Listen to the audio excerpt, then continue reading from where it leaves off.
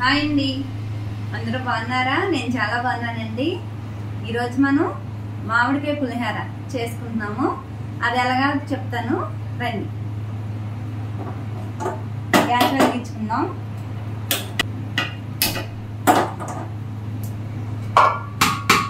ఇదిగోండి గిన్నె పెట్టుకుందాం.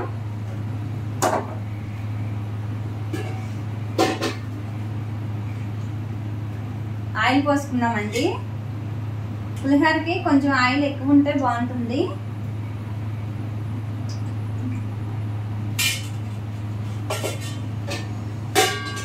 ఈరోజు నేను అంతా ఇంతని కొలతలు అయితే చెప్పట్లేదండి, నార్మల్గా చేసి చూపిస్తున్నాను అంతే.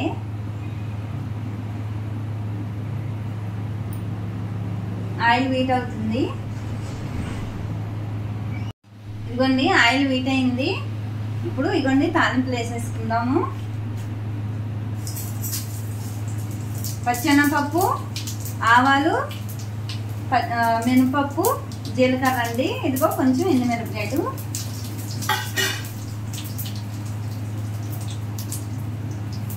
ఇదిగోండి కొంచెం కరివేపాకు కూడా వేసుకుంటున్నాను.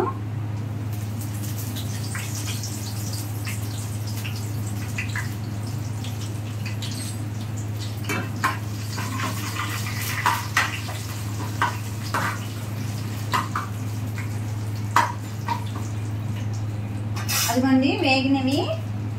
ఇప్పుడు ఇదిగోండి తరిగి పెట్టుకున్నాను కొంచెం అల్లం, పచ్చిమిరపకాయలు వేసుకుందాం.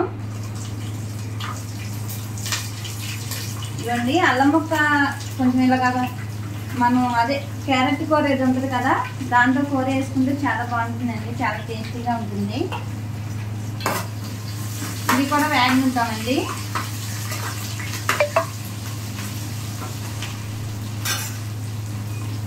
ఇదిగోండి వేగిపోయినాయి.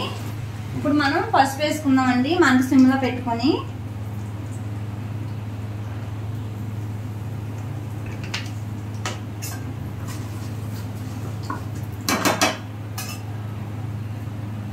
ఇప్పుడు రైస్ వేసేసుకుందాం.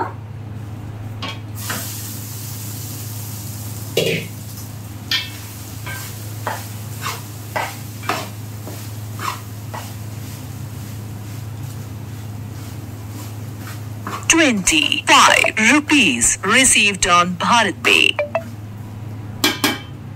దీంట్లోనే తగినంత సాల్ట్ వేసుకుందామండి.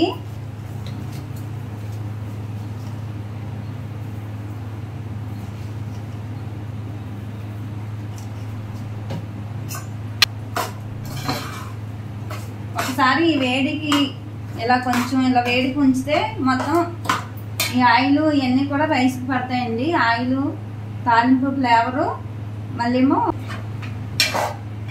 చెమ్మ అదేమైనా ఉన్నా లాగుద్ది, పొడి పొడిగా ఉంటుంది అన్నమాట. పులిహోర చాలా బాగుంటుంది, ఇలా అయితే టేస్టీగా ఉంటుంది.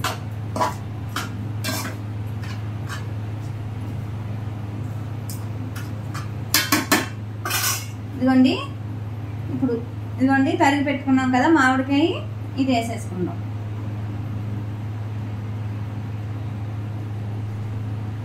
ఇదైతే చేత్తోనే ఎలా వేసుకోవాలండి, చాలా బాగుంటుంది. ఒక్కసారి మీరు కూడా ట్రై చేయండి తప్పకుండా. ఇదిగోండి క్యారెట్ తురుము ఉంది కదా, ఇది కూడా వేసేసుకోండి.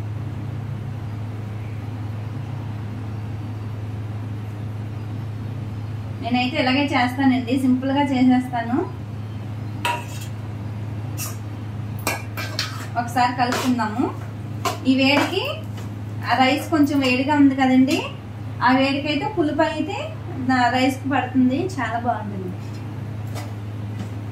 మనం విడిగా కలుపుకునే కన్నా ఈ రకంగా అయితే చాలా బాగుంటుంది అన్నమాట.